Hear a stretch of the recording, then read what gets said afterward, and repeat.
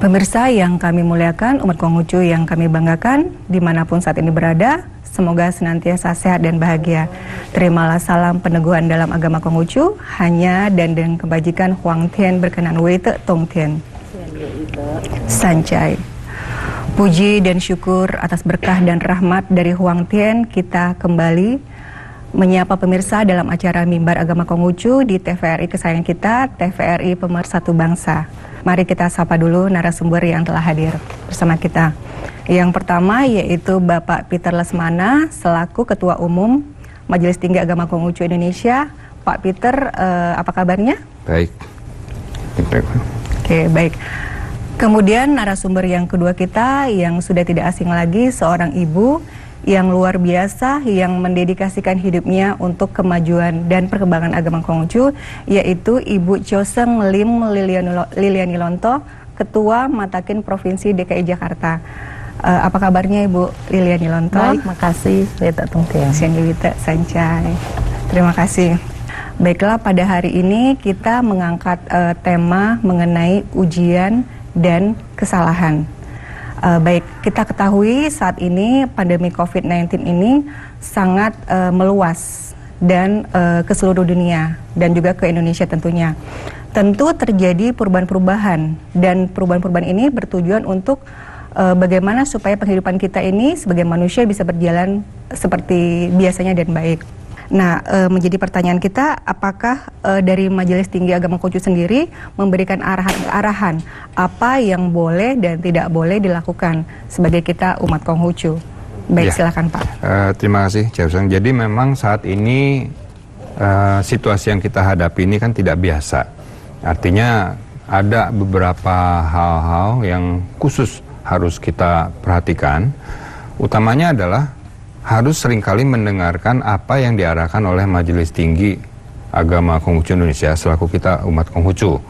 Nah, tentunya arahan-arahan yang diberikan oleh Matakin atau Majelis Tinggi Agama Konghucu Indonesia pun bukan arahan yang hanya sekedar arahan seperti biasa, karena Matakin pun sebelum memberikan pengarahan pada umat tentunya mencari informasi yang seakurat mungkin agar pada saat kita menyampaikan pada umat informasi itu tidak salah.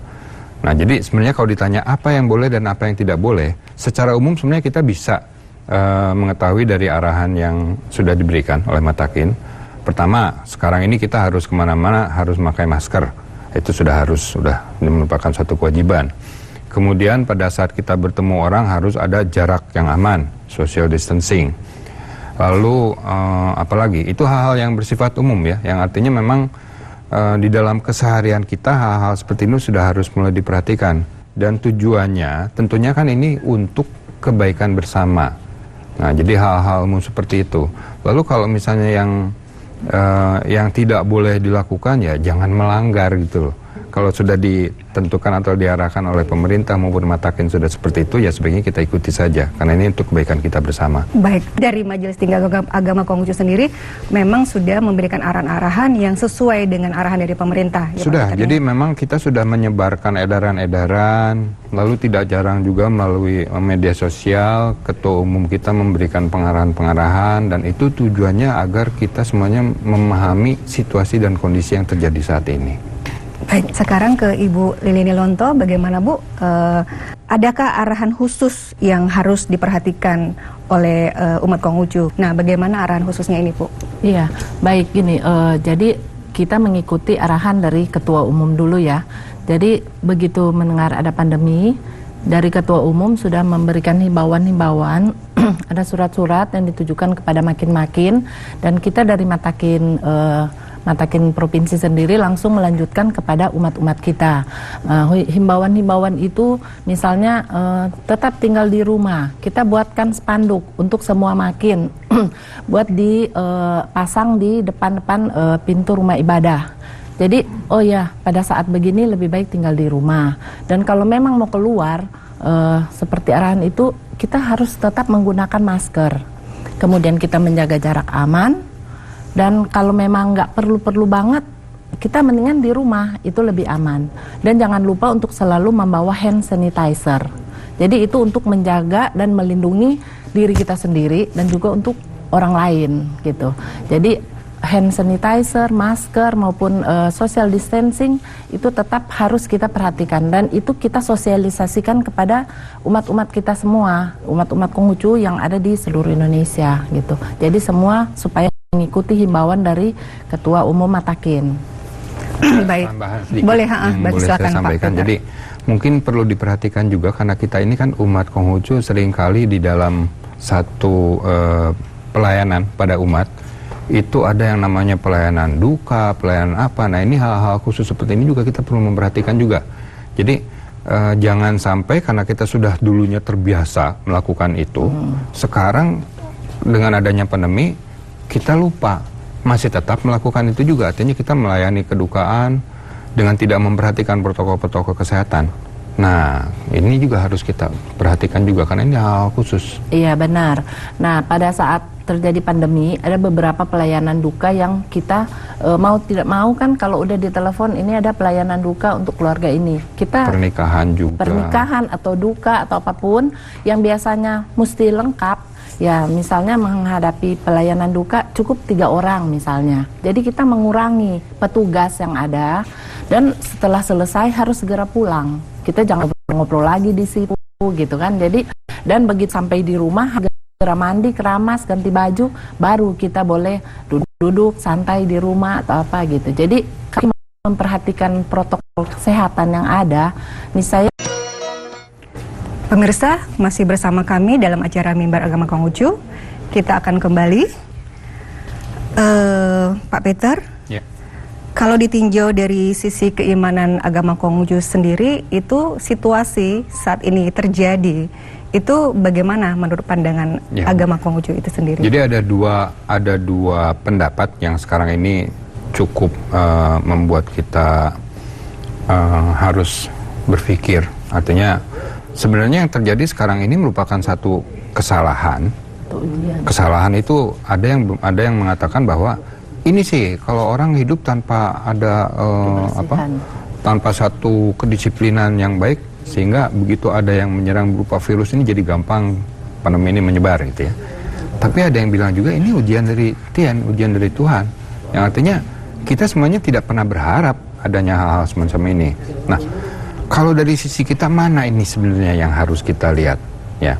Saya akan mencoba memberikan satu gambaran bahwa kalau kita mengatakan ini merupakan satu kesalahan, itu yang terjadi adalah kita akan saling mencari siapa yang salah. Ini tidak bijak. Maka yang paling baik itu kita mengatakan ini udahlah, ini ujian dari Tuhan. Tidak ada yang salah. Yang namanya ujian itu kan berarti kita harus selalu siap menerima dan juga kita bersama-sama mencari solusinya untuk dapat mengatasi situasi. Nah, ini kurang lebih kalau pandangan kita seperti itu. Baik, dan kalau kita ketahui bahwa ujian dari Tuhan itu bisa kita hindari, tetapi kalau ujian manusia itu tidak bisa dihindari. Betul. Persepsi Ibu Lili sendiri bagaimana, Ibu?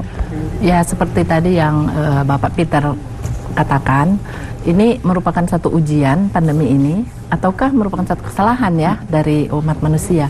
Ya iya, saya sependapat dengan Pak Peter, di mana kita anggap aja ini adalah satu ujian dari Tuhan.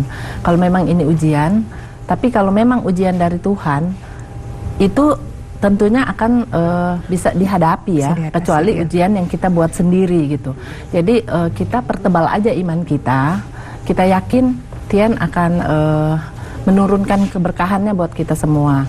Jadi dari ujian yang kita hadapi ini, kita juga tentunya harus lebih disiplin ya, menjaga diri kita. Karena kalau misalnya kita menganggap ini kan ujian, kalau udah sakit mau bagaimana ya. Jadi dari kita sendiri itu kita harus ingat dari sabda Nabi Kungce, tubuh, rambut, anggota tubuh ini adalah pemberian dari ayah bunda. Jadi kalau tidak membiarkannya itu rusak dan luka, barulah itu dinamai berbakti. Nah, jadi kita harus benar-benar disiplin di dalam menghadapi pandemi ini. Kalau kita serampangan, kita menganggap diri kita ini kuat, saya nggak akan terjangkit gitu ya. Nah, itu sudah satu sikap yang sembrono ya. Jadi kita harus menjadi setidaknya pahlawan buat diri sendiri maupun buat keluarga atau pahlawan buat masyarakat. Dengan secara disiplin untuk terus menjaga kebersihan diri gitu. Seperti yang tadi saya bilang. Jadi kalau kita bisa menjaga tubuh ini dengan sehat ya, selalu sehat, itu kita berbaktilah pada orang tua gitu. Baik, terima kasih.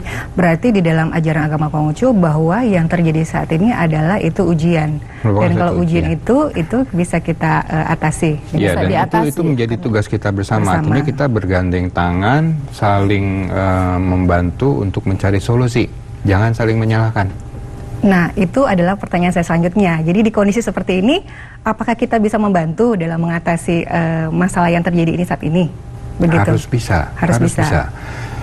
Kita ini sebenarnya pada saat kita berbuat sesuatu dengan tujuan memperbaiki situasi, itu artinya kita sudah mulai membantu. Nah, tapi tentunya yang jadi pertanyaan kan apa yang dapat kita lakukan? Kita kan punya satu prinsip bahwa untuk berjalan ke tempat yang jauh harus selalu dimulai dari dekat. Jadi artinya kita harus melihat yang dekat-dekat dulu di sekitar kita. Jangan terlalu berpikir terlalu jauh, karena kalau misalnya kita berpikir terlalu jauh, pada akhirnya nanti kita akan merasa kok rasanya kita ini bebannya berat sekali. Sementara kita banyak hal yang bisa kita lakukan di sekitar kita. Katakanlah hal kecil, pada saat kita melihat lingkungan kita ini tidak bersih. Jaga dulu. Apakah itu berdampak? Sangat berdampak. Hal kecil yang kita lakukan, ini sebenarnya secara tidak langsung mempengaruhi, pada akhirnya bisa mempengaruhi luasnya, secara luas gitu. Pada saat kita memungut satu sampah kecil di jalanan, ada orang melihat, dia melihat kita melakukan itu, ada kemungkinan dia akan mengikuti. Artinya 2 orang yang sudah melakukan hal yang baik bisa berkembang. Ini hal kecil yang bisa kita lakukan sebenarnya, yang bisa berdampak pada akhirnya pada orang banyak. Baik, terima kasih Pak Peter. Kita akan lanjutkan kembali. Pemirsa, Mimbar Agama Konghucu akan kembali. Tetaplah di TVRI, Media Pemersatu Bangsa.